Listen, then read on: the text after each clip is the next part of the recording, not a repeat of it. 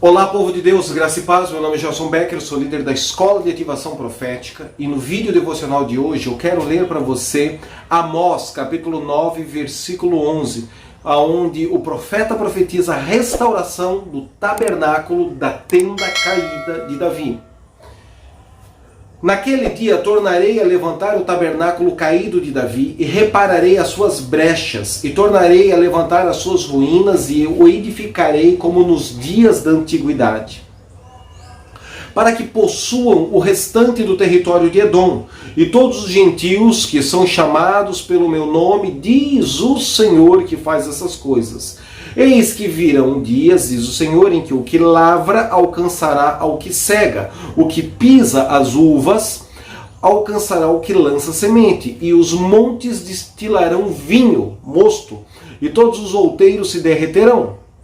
E trarei o cativo, o escravo, o oprimido do meio do meu povo Israel, e eles reedificarão as cidades assoladas, e nelas habitarão, e plantarão vinhas, beberão o seu vinho, e farão pomares, e lhes comerão o fruto, e plantá-los-ei na sua terra, e não serão mais arrancados da sua terra que lhes dei, diz o Senhor Deus.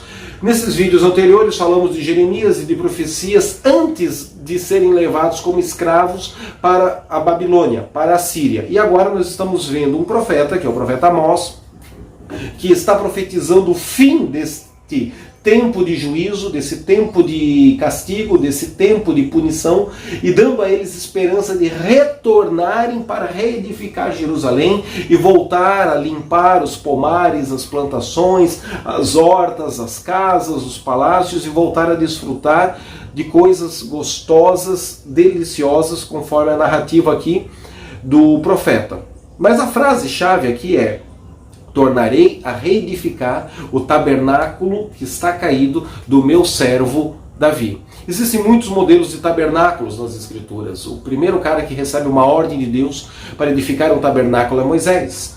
Moisés ele edifica um tabernáculo no deserto. É um tabernáculo complexo, é um tabernáculo que envolve fundir ouro, fundir cobre, fundir bronze, fundir a prata, fazer tecidos, fazer couros, fazer colunas de madeira, fazer uma cerca, fazer os utensílios do tabernáculo, como por exemplo a pia de bronze, o altar do incenso, a mesa dos pães asmos, os 7 Espíritos de Deus, as 7 lâmpadas, o castiçal, e assim sucessivamente, até chegar na Arca da Aliança, a arca de madeira de acácia banhada em ouro, e os símbolos e os objetos dentro dessa arca. Não é uma coisa simples você fazer o tabernáculo de Moisés no deserto, mas Moisés é o cara que coloca o véu e que não quer que o povo perceba que depois de 1, 2, 3 horas de comunhão com o Santo Espírito de Deus, o rosto dele já não brilhava mais. Bom, Moisés é um homem de Deus, tem muitas virtudes, comete alguns erros, e existe um código, existe um poder, existe uma graça, existe uma chave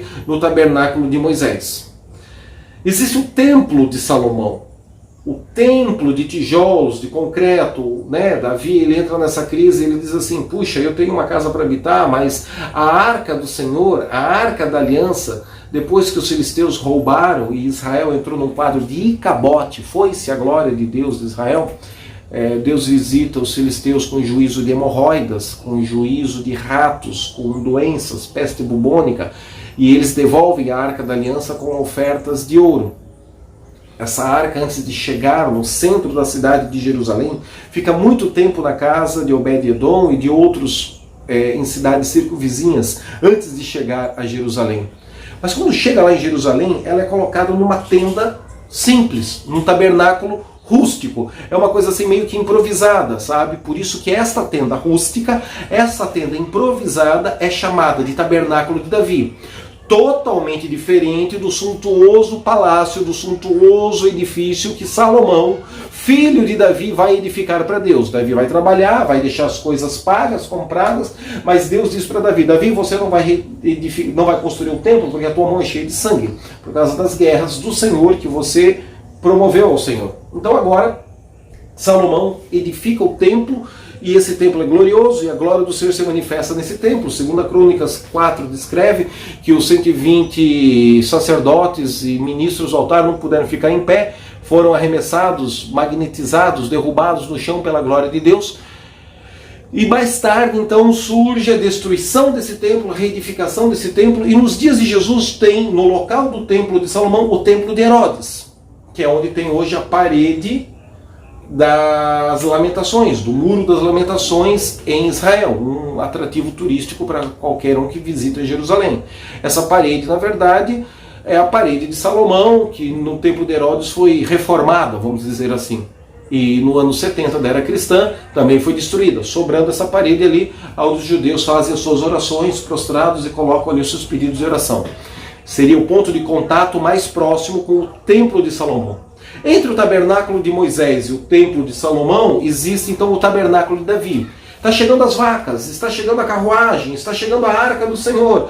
E cabote, perdemos a glória. Bom, alguma coisa aconteceu, Deus fez um milagre, Deus voltou para Israel. A glória do Senhor, personificada no simbolismo da arca, está sendo trazida de volta para dentro da cidade de Jerusalém. Ninguém esperava isso, nem planejou isso. Foi uma coisa muito rápida, muito intensa, muito extraordinária. Faz o seguinte, pega uns pedaços de madeira aí, estica um couro, estica uma tenda, estica uma costura de couro de camelo com couro de vaca, faz um telhado rústico e coloca a arca do Senhor aqui no meio.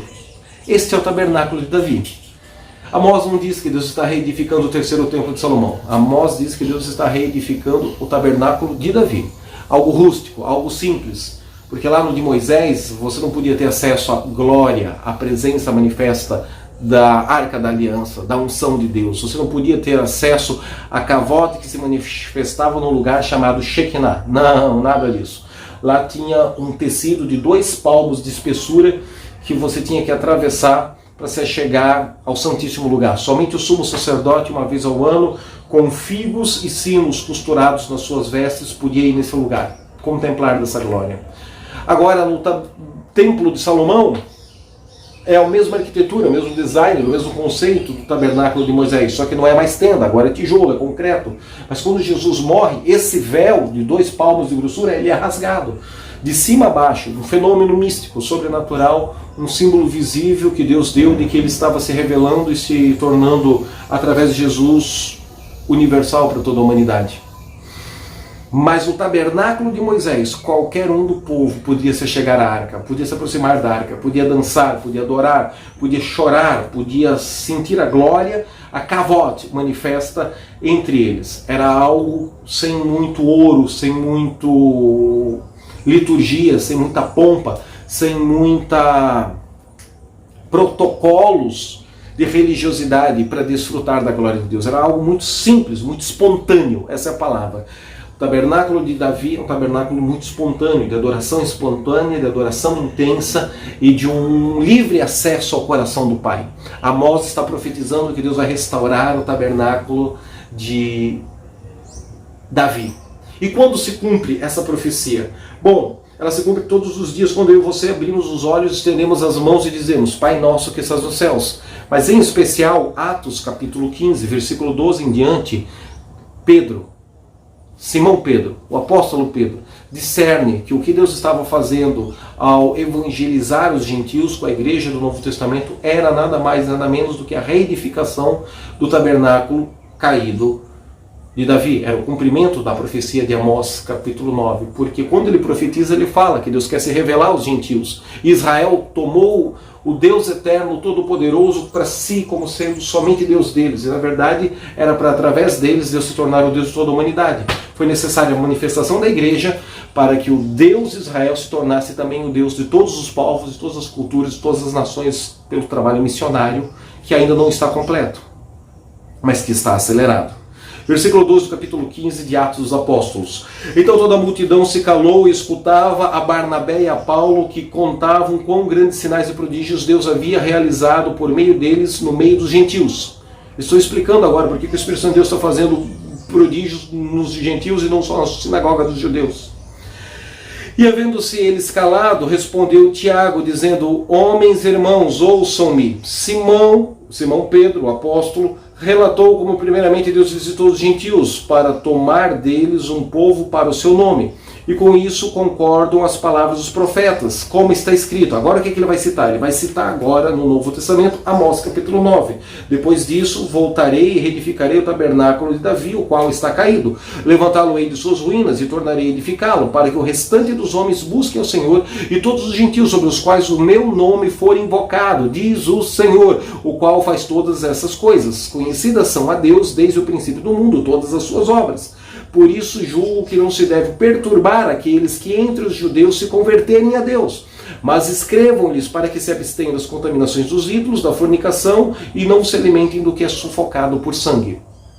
O momento teológico de Atos capítulo 15 é se o cara que não é judeu, que não é circuncidado, pode continuar comendo carne de porco, mesmo depois de ter recebido a fé e a salvação de Cristo Jesus, ter sido batizado com o Espírito Santo e estar orando em línguas. Então, os mais judeus diziam, temos que judaizar todos esses que estão tendo a revelação de Jesus.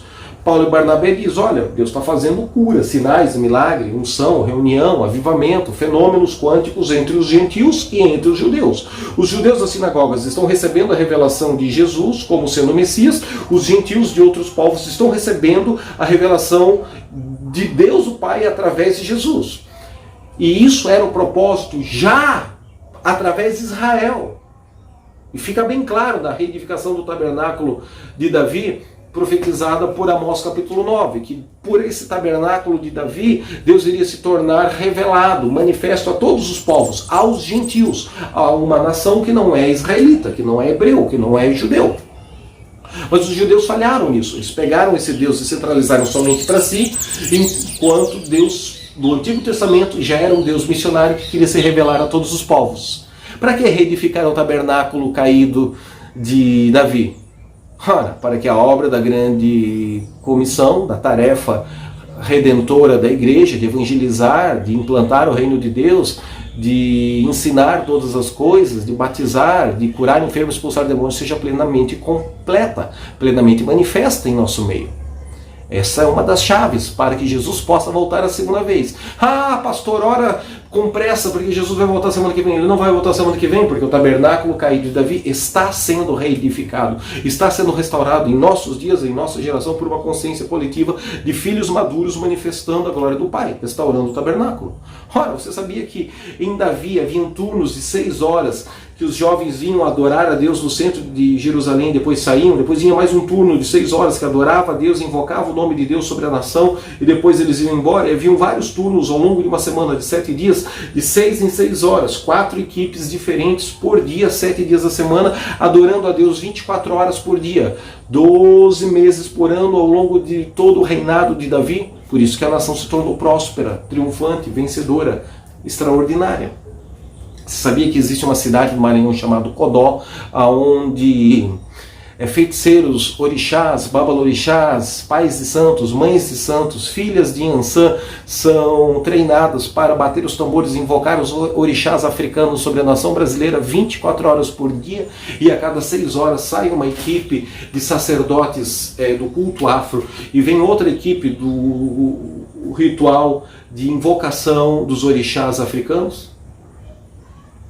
Chegou a hora da igreja sacudir a poeira, tirar as cinzas da sua cabeça, se arrepender, adorar a Deus com violência e com intensidade, ser restaurada na sua coroa de glória e restaurar os turnos de adoração ao Deus vivo, e restaurar o turno de adoração ao Deus vivo, ao Deus Todo-Poderoso, ao único e vivo Deus, começar a invocar o nome dele. Essa chave de adoração que restaura o tabernáculo de Davi é poderosa para catalisar o evangelismo profético, é poderosa para liberar a década do evangelismo extraordinário, do evangelismo de sinais, do evangelismo de milagres.